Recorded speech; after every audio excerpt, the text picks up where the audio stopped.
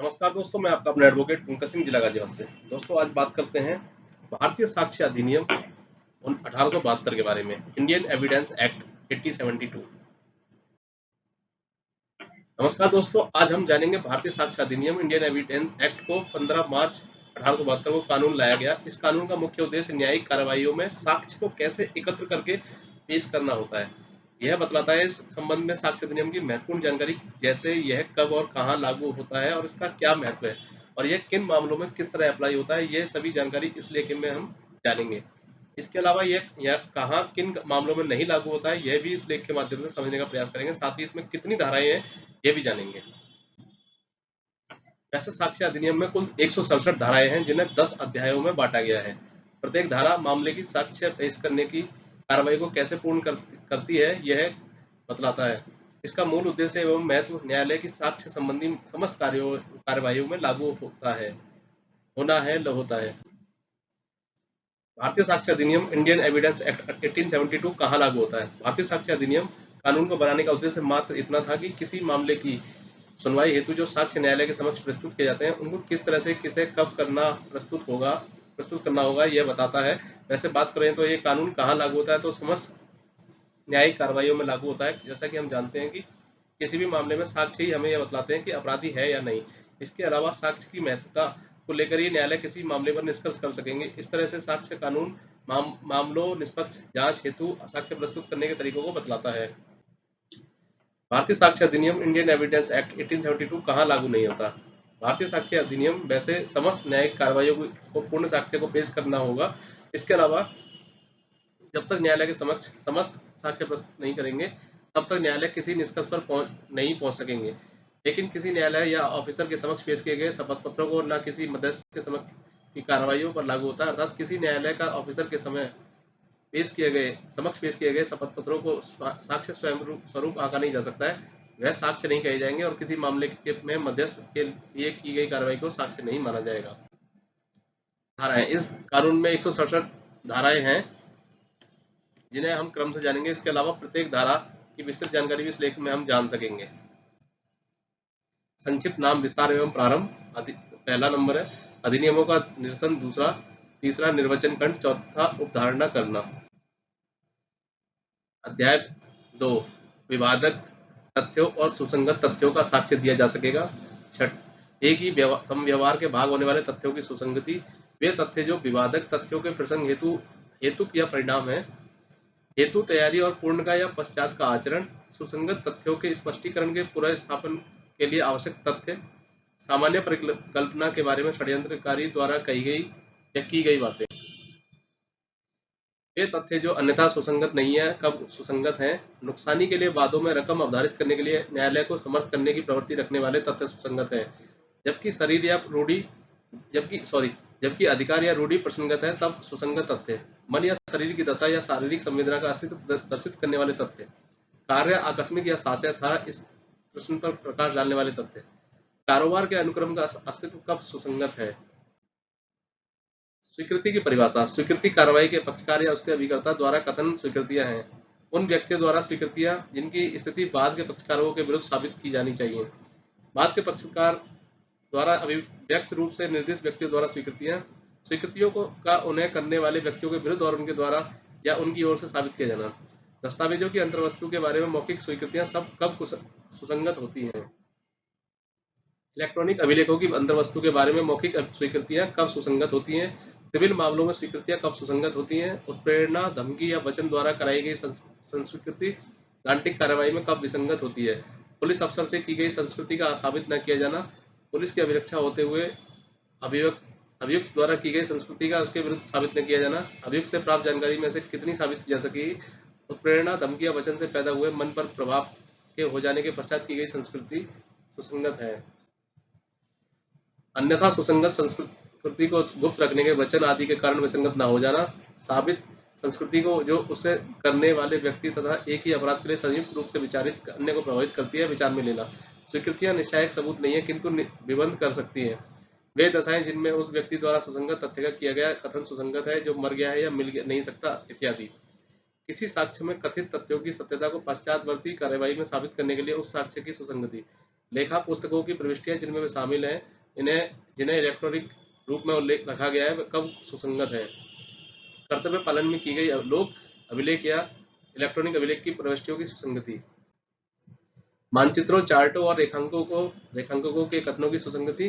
किन्हीं अधिनियमों या अधिसूचनाओं में अंतर्विष्ट लोक प्रकृति के तथ्य के बारे में कथन की सुसंगति।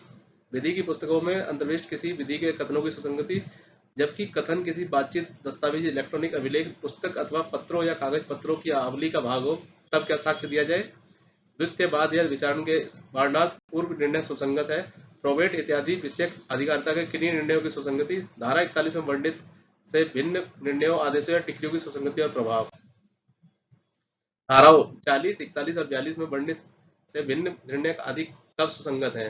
निर्णय अभिप्राप्त करने में कपट या दुशांदी अथवा न्यायालय की अक्षमता साबित की जा सकेगी। विशेषज्ञों की राय, इलेक्ट्रॉनिक साक्ष्य में परीक्षक की राय, विशेषज्ञों की राय से संबंधित तथ्य, हस्तलेख के बारे में राय कब सुसंगत है, इलेक्ट्रॉनिक हस्ताक्षर के बारे में राय कहाँ सुसंगत है, अधिकार या रूढ़ि का अस्तित्व के बारे में राय कब सुसंगत है, प्रथाओं, सिद्धांतों आदि के बारे में राय कब सुसंगत है, नातेदारी के बारे में राय कब सुसंगत है, राय के आधार कब सुसंगत है, सिविल मामलों में अध्यारोपित आचरण साबित करने के लिए सील विसंगत है, दांडिक मामलों में प्रवर्तन अच्छा सील सुसंगत है, सील या पूर्व लैंगिक अनुभव का साक्ष्य कतिपय मामलों में सुसंगत नहीं, उत्तर में होने के सिवाय पूर्वतन पूरा सील संगत नहीं है, नुकसानी पर प्रभाव डालने वाला सील। न्यायिक रूप से अवेक्षणीय तथ्य साबित करना आवश्यक नहीं है। वे तथ्य जिनकी न्यायिक सेवा अपेक्षा न्यायालय को करनी होगी। स्वीकृत तथ्यों को साबित करना आवश्यक नहीं है। मौखिक साक्ष्य द्वारा तथ्यों का साबित किया जाना। मौखिक साक्ष्य प्रत्यक्ष होना चाहिए। दस्तावेजों की अंतर्वस्तु का सबूत। प्राथमिक साक्ष्य, द्वितीयक साक्ष्य दस्तावेजों का प्राथमिक साक्ष्य द्वारा साबित किया जाना। अवस्थाएं जिनमें दस्तावेजों के संबंध में द्वितीयक साक्ष्य दिया जा सकेगा। इलेक्ट्रॉनिक अभिलेख से संबंधित साक्ष्य के बारे में विशेष प्रावधान।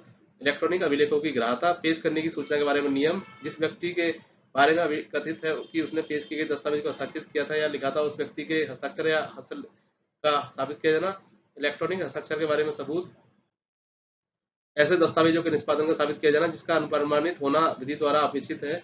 जब किसी भी अनुप्रमाणक साक्षी का पता न चले तब सबूत। अनुप्रमाणित दस्तावेज के पक्षकार द्वारा निष्पादन की स्वीकृति। मौखिक साक्ष्य द्वारा तथ्यों का साबित किया जाना। उस दस्तावेज का साबित किया जाना जिसका अनुप्रमाणित होना विधि द्वारा अपेक्षित नहीं है। हस्ताक्षर, लेख या मुद्रा की तुलना अन्यों से जो स्वीकृत है, साबित है। अंक के हस्ताक्षर के सत्यापन के बारे में सबूत। लोक दस्तावेज, प्राइवेट दस्तावेज। लोक दस्तावेजों की प्रमाणित प्रतियां। प्रमाणित प्रतियों के पेश करने वाला दस्तावेजों का सबूत। अन्य शासकीय दस्तावेजों का सबूत। प्रमाणित प्रतियों के असली होने के बारे में अवधारणा। साक्ष्य के अभिलेख के तौर पर की गई दस्तावेजों के बारे में अवधारणा। राजपत्रों, समाचार पत्रों, पार्लियामेंट के प्राइवेट एक्टों और अन्य दस्तावेजों के बारे में अवधारणाएं।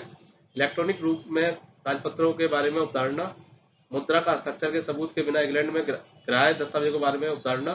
सरकार के प्राधिकार द्वारा बनाए गए मानचित्रों या रेखांकनों के बारे में अवधारणा। विधियों के संग्रह, निश्चयों की रिपोर्टों के बारे में अवधारणा। मुख्तारनामों के बारे में अवधारणा। इलेक्ट्रॉनिक करार के बारे में अवधारणा। इलेक्ट्रॉनिक अभिलेखों और इलेक्ट्रॉनिक हस्ताक्षर के बारे में अवधारणा। इलेक्ट्रॉनिक हस्ताक्षर प्रमाण पत्र के बारे में अवधारणा। विदेशी न्यायिक अभिलेखों की प्रमाणित प्रतियों के बारे में अवधारणा।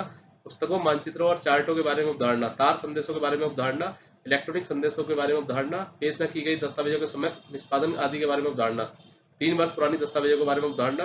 5 वर्षीय पुराने इलेक्ट्रॉनिक अभिलेखों के बारे में अवधारणा। दस्तावेजों के रूप में लेखवत संविदाओं, अनुदानों तथा संपत्ति के अन्य व्ययनों के निबंधनों का साक्ष्य। मौखिक करार के साक्ष्य का अपवर्जन। संदिग्धार्थ दस्तावेज को स्पष्ट करने या उसका संशोधन करने के साक्ष्य का अपवर्जन। विद्यमान तथ्यों को दस्तावेज के लागू होने के विरुद्ध साक्ष्य का अपवर्जन। विद्यमान तथ्यों के संदर्भ में अर्थहीन दस्तावेज के बारे में साक्ष्य। उस भाषा के लागू होने के बारे में साक्ष्य जो कई व्यक्तियों में से केवल एक को लागू हो सकती है। तथ्यों के 2 संवर्गों में जिनमें से किसी एक को भी वह भाषा पूरी ठीक ठाक लागू नहीं होती और उसमें से एक भाषा के लागू होने के बारे में साक्ष्य। ना पढ़ी जा सकने वाली लिपि आदि के अर्थ के बारे में साक्ष्य। दस्तावेजों के निबंधनों में फेराफेर करने वाले करार का साक्ष्य कौन दे सकेगा। भारतीय उत्तराधिकार अधिनियम के बिल संबंधी उपबंधों की व्यावृत्ति। सबूत का भार किस पर होता है। विशिष्ट तथ्य के बारे में सबूत का भार। साक्ष्य को ग्राह्य बनाने के लिए जो तथ्य साबित किया जाना हो उसे साबित करने का भार। यह साबित करने का भार कि अभियुक्त का मामला अपवादों के अंतर्गत आता है। विशेषतः ज्ञात तथ्य को साबित करने का भार। उस व्यक्ति की मृत्यु साबित करने का भार जिसका 30 वर्ष के भीतर जीवित होना ज्ञात है। यह साबित करने का भार कि वह व्यक्ति जिसके बारे में 7 वर्ष से कुछ नहीं सुना नहीं गया है जीवित है। भागीदारों, भूस्वामी और अभिधारी, मालिक और अभिकर्ता के मामलों में सबूत का भार। स्वामित्व के बारे में सबूत का भार। उन संव्यवहारों में सद्भाव का साबित किया जाना जिनमें एक पक्षकार का संबंध सक्रिय विश्वास का है। कुछ अपराधों के बारे में उदाहरण: विवाहित स्थिति के दौरान में जन्म होना धर्मजत्व का निश्चायक सबूत है। राज्य क्षेत्र के अध्यापन का सबूत किसी विवाहित स्त्री द्वारा आत्महत्या के दुष्प्रेरण के बारे में उदाहरण। दहेज मृत्यु के बारे में उदाहरण। न्यायालय किन्हीं तथ्यों का अस्तित्व निर्धारित कर सकेगा। लैंगिक हमला के लिए कतिपय अभियोजना में सम्मिलित न होने की उदाहरण। भारतीय दंड संहिता 1860 की धारा 354 धारा 354 कै धारा 354 कै धारा 354 ग धारा 354 घ धारा 509 कै या धारा 509 ख के अधीन कार्यरत अपराधों के संबंधों में उदाहरण। एक विबंध अभिधारी का और कब्जाधारी व्यक्ति के अनुज्ञप्तिधारी का विबंध। विनिमय पत्र के प्रतिग्रहीता का उपनियति या अनुज्ञप्तिधारी का विबंध। कौन साक्ष्य दे सकेगा? साक्षी जो मौखिक रूप से सूचना देने में असमर्थ है। सिविल वाद के पक्षकार और उनकी पत्नी या पति। दंडिक विचारण के अधीन व्यक्ति का पति या पत्नी। न्यायाधीश और मजिस्ट्रेट। विवाहित स्थिति के दौरान में की गई संसूचनाएं। राज्य का कार्यकलापों के बारे में साक्ष्य। शासकीय संसूचनाएं। अपराधों के करने के बारे में जानकारी। प्रतीक संसूचनाएं। धारा 126 दुभाषी आदि को लागू होनी। साक्ष्य देने के लिए स्वयं में उद्यत होने से विशेष अधिकार अभित्यक्त नहीं हो जाता। विधि सलाहकारों से गोपनीय संसूचनाएं। जो साक्षी पक्षकार नहीं है उसके हक अभिलेखों का पेश किया जाना। उन दस्तावेजों या इलेक्ट्रॉनिक अभिलेखों का पेश किया जाना जिन्हें कोई दूसरा व्यक्ति जिसका उन पर कब्जा है पेश करने से इनकार कर सकता था, इस आधार पर कि उत्तर उसे अपराध में फंसाएगा। साक्षी उत्तर देने से क्षम्य न होगा। सहअपराधी। साक्ष्यों की संख्या। साक्ष्यों के पेश करना और उनकी परीक्षा का क्रम। न्यायाधीश साक्ष्य की ग्राह्यता के बारे में निश्चय करेगा। मुख्य परीक्षाओं का क्रम। किसी दस्तावेज को पेश करने के लिए सम्मानित व्यक्ति की प्रतिपरीक्षा। सील का साक्ष्य देने वाली साक्षी। सूचक प्रश्न। उन्हें कब नहीं पूछना चाहिए, उन्हें कब पूछा जा सकेगा। लेखबद्ध विषयों के बारे में साक्ष्य। पूर्वतन लेखबद्ध कथनों के बारे में प्रतिपरीक्षा। प्रतिपरीक्षा में विधिपूर्ण प्रश्न। साक्षी को उत्तर देने के लिए कब विवश किया जाएगा। न्यायालय निश्चित करेगा कि कब प्रश्न पूछा जाएगा और साक्षी को उत्तर देने के लिए कब विवश किया जाएगा। युक्तियुक्त आधारों के बिना प्रश्न न पूछा जाएगा। युक्तियुक्त आधारों के बिना प्रश्न पूछे जाने की अवस्था में न्यायालय की प्रक्रिया। अशिष्ट और कलंकात्मक प्रश्न। अपमानित या क्षुब्ध करने के लिए आशायित प्रश्न। सत्यवादिता परखने के प्रश्नों के उत्तर का खंडन करने के लिए साक्ष्य का अपवर्जन। पक्षकार द्वारा अपने ही साक्षी से प्रश्न। साक्षी की विश्वसनीयता पर अधिक्षेप। सुसंगत तथ्य के साक्ष्य की संपुष्टि करने की प्रवृत्ति रखने वाले प्रश्न ग्राह्य होंगे। उसी तथ्य के बारे में पाश्चात्यवर्ती अभिसाक्ष्य की संपुष्टि करने के लिए साक्षी के प्रवर्तन कथन साबित किए जा सकेंगे। साबित कथन के बारे में जो कथन धारा 32 या 33 के अधीन सुसंगत है, कौन सी बातें साबित की जा सकेंगी। स्मृति ताजा करना एवं साक्षी स्मृति ताजा करने के लिए दस्तावेज की प्रतिलिपि का उपयोग कर सकेगा। धारा 159 में वर्णित दस्तावेज में कथित तथ्यों के लिए परिसाक्ष्य। स्मृति ताजी करने के लिए प्रयुक्त लेख के बारे में प्रतिपक्षी का अधिकार। दस्तावेजों का पेश किया जाना। मंगाई गई और सूचना पर पेश किए गए दस्तावेज का साक्ष्य के रूप में दिया जाना। सूचना पाने पर जिस दस्तावेज के पेश करने से इनकार कर दिया गया उसको साक्ष्य के रूप में उपयोग में लाना। प्रश्न करना या पेश करने का आदेश देने की न्यायाधीश की शक्ति। जूरी या असेसरों की प्रश्न करने की शक्ति। साक्ष्य के अनुचित ग्रहण या अग्रहण के लिए नवीन विचारण नहीं होगा। हमारा प्रयास भारतीय साक्ष्य अधिनियम 1872 की समस्त धाराओं की पूर्ण जानकारी आप तक प्रदान करने का है। उम्मीद है कि उपरोक्त लेख वीडियो से आपको संतुष्ट जानकारी प्राप्त हुई होगी। फिर भी अगर आपके मन में कोई सवाल हो तो आप कमेंट बॉक्स में कमेंट करके पूछ सकते हैं। Thanks for watching. Subscribe to our channel. आप सभी हमसे जुड़े रहिए यूं ही लगातार, और आप सभी हमें सपोर्ट करते रहिए। अपने दिल से लाइक कमेंट सब्सक्राइब कीजिए, शेयर कीजिए, ज़्यादा से ज़्यादा वीडियो को आगे बढ़ाइए। और कुछ में हम लोग आपसे नहीं मांगते हैं, सिर्फ लाइक कमेंट शेयर मांगते हैं। और अगर आप ये सब करते हैं तो हमें अच्छा लगता है और हम आगे हमारे को प्रेरणा मिलती है ये सब करने की। तो अब अभी यहीं तक पर बात को अपनी खत्म करता हूँ। नमस्कार। जय हिंद, जय भारत, भारत माता की जय, वंदे मातरम।